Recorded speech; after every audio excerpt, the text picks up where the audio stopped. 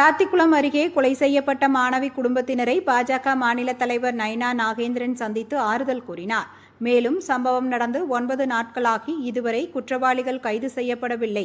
அப்படியென்றால் காவல்துறைக்கு திறமை இல்லையா? காவல்துறையின் கைகள் கட்டப்பட்டுள்ளதா?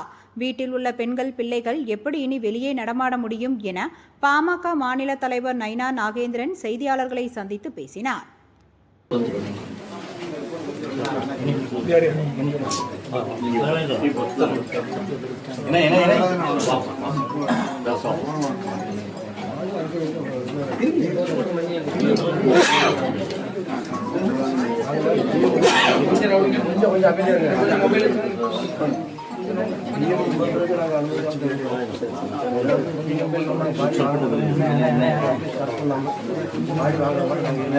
மொபைல் தானே எடுக்கணும். மொபைல் நவுட்னா நாங்கள் எப்படி எடுக்க இதோட பிடிச்சி 9 நாள் 33 படிச்சிருக்கோம்.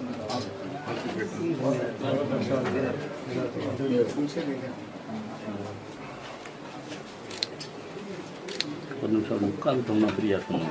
இல்லைன்னா இதில் கிடையாது. 2 நிமிஷம் அவங்க உட்கார போயிட்டு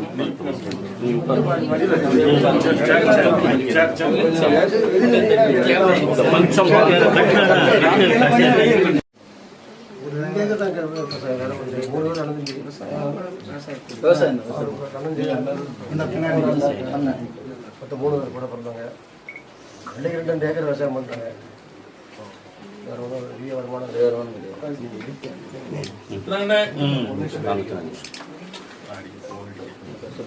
ரொம்ப கஷ்டப்பட்ட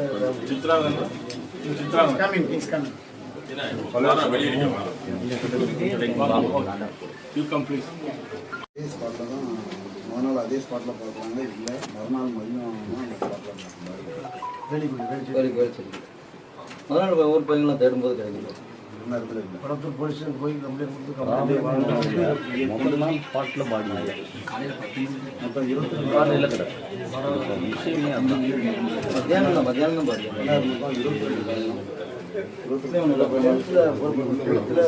நல்ல மார்க் 2வது +2 3 எக்ஸாம் இந்த கிராமத்தில் +2 படிக்கிற மாணவி பிரதீபா வீட்டில இருந்து காணாம போய் இன்றைக்கு 8 நாட்களாகி 9 நாட்களாகி அந்த பொண்ணோட தகப்பனார் போலீஸ் ஸ்டேஷன்ல போய் கம்ப்ளைண்ட் கொடுக்க போன நேரத்தில் அங்கிருந்த செல்வராஜுங்கிற ஒரு காவல்துறை அதிகாரி உங்க பொண்ணு ஓடி போயிருக்கோம், காலையில் வாப்பா அப்படின்னு சொல்லியிருக்காரு. இது ஒரு பக்கம். ஆனால் ஊரில் உள்ள எல்லாருமே போய் ஒன்றா தேடி பார்க்குறாங்க ஒரு இடத்துல. ஆனால் அந்த இடத்துல மறுநாள் புணமாக அந்த குழந்தை படுத்துறது, புணமாக கிடக்கு. நான் கூட பல பேட்டிகளை சொன்னேன், இன்னைக்கு நிறைய துண்டு துண்டாக வெட்டிட்டாங்க அப்படின்னு சொன்ன தவறு. அந்த குழந்தையுடைய உடம்புல 22 காயங்கள் இருந்திருக்கு. 22 காயங்களிலும் 14 காயங்கள் சொல்லக்கூடாத இடங்கள்ல இருந்திருக்கு. 14 காயங்கள் சொல்லக்கூடாத இடத்துல நடந்திருக்கு. எவ்வளவு பெரிய கொடூரம்! தமிழ்நாட்டில் இதே மாதிரி ஒரு மோசமான ஒரு சூழ்நிலை இங்க மட்டுமல்ல, சிவகங்கையிலும் இது மாதிரி நடந்திருக்கு. காவல்துறையிட போய் முறையிட போனா காவல்துறை அதிகாரிகளே இப்படி சொன்னா இந்த குறையை யாரிடம் போய் நாம் முறையிட முடியும்?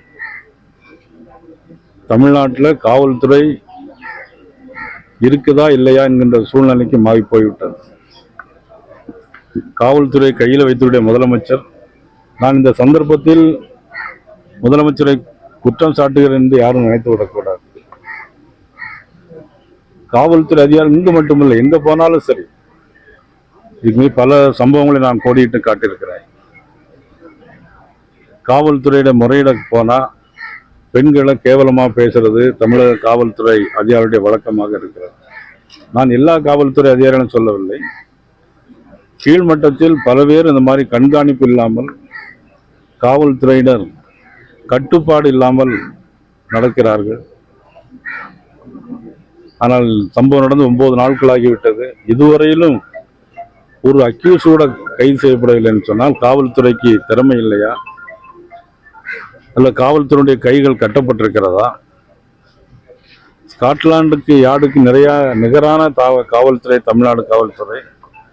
இப்பொழுது அதனுடைய நிலைமையெல்லாம் தலைகளாக மாறி போய்விட்டதா?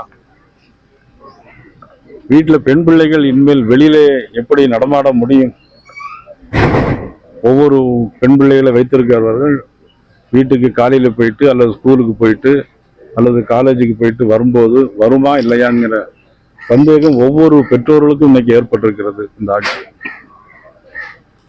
இந்த ஆட்சி இதெல்லாம் காரணம் கஞ்சா, போதைப் பொருட்கள் அதிகமாக எல்லா கிராமங்களிலும் நடமாடுகிறது. குக்கிராமம் இருந்தாலும் எல்லா இடங்களிலும் கஞ்சா, சிந்தட்டிக் ட்ரக் போன்ற எல்லா போதைப் பொருட்களும் இதுக்கு காரணமாக இருக்கிறது. தூத்துக்குடி மாவட்ட காவல்துறை அதிகாரி, கண்காணிப்பாளர் உடனடியாக இனிமேலும் அதை உடனடியாக கண்டுபிடிக்க வேண்டும், குற்றவாளிகள் கண்டுபிடிக்க வேண்டும். இல்லை என்றால் அது இந்த நாடு வேற எங்கேயோ போய்கொண்டிருக்கிறது என்பதை எடுத்துக்காட்டும். அதற்கான தேர்தலும் வர இருக்கிறது, ஆட்சி மாற்றங்களும் வர வேண்டும். இந்த சந்தர்ப்பத்தில் அதை சொல்கிறேன் என்று யாரும் நினைத்து கொள்ளக்கூடாது. ஒவ்வொரு சிறு குழந்தைகள் 2 வயது குழந்தை முதல் 60 வயது பெண்கள் வரையிலும் இன்றைக்கு கற்பழிக்கக்கூடிய ஒரு மோசமான மிருகத்தனமான நடைமுறைக்கு காரணம் அந்த கஞ்சா போதைப் பொருட்கள். 22 லட்சம் கிலோ கஞ்சா பிடிபட்டதாக செய்திகள் சொல்கிறார்கள். எப்படி இந்த 5 ஆண்டுகளில் மட்டும் இவ்வளவு பெரிய மோசமான சூழ்நிலை வந்தது என்பதுதான் இன்றைக்கு மக்களுடைய கேள்விக்குறியாக இருக்கிறது. காலம்தான் அதற்கு பதில் சொல்ல வேண்டும். சார், NCRP ரிப்போர்ட் படி லாஸ்ட் 4 வருஷத்துல இளைஞர் குற்றம் 40% அதிகரிச்சிருக்கு. ஆனா முதலமைச்சர் ஒவ்வொரு முறை பேசும்போதுமே குற்றங்கள் குறைஞ்சிருக்குது, போக்சோ வழக்குகள் குறைஞ்சிருக்குன்ற மாதிரி எதிர்மறையான ஒரு பொய்யான தகவல் மக்கள்கிட்ட பரப்பிட்டு எப்படி பாக்குறீங்க? தமிழ்நாட்டில் இதுவரையிலும் 8900 படுகொலைகள் நடந்திருக்கு. அதுல 1977 படுகொலைகள் பெண்களுக்கு எதிரான குற்றங்கள். அதில் 389 பேர் குழந்தைகளுக்கு எதிரான குற்றங்கள். குழந்தைகளுக்கு பாலியல் வன்கொடுமைகள். நான் சொன்ன 2 வயது குழந்தையின் உடலில் கூட இரத்த காயங்கள். இவ்வளவு மிருகத்தனமாக ஆகுவதற்கு காரணம் கஞ்சா, போதைப் பொருட்கள் தான். 39% என்பது முதலமைச்சர் எல்லாத்தையும் மறுத்துக் கொள்கிறார்.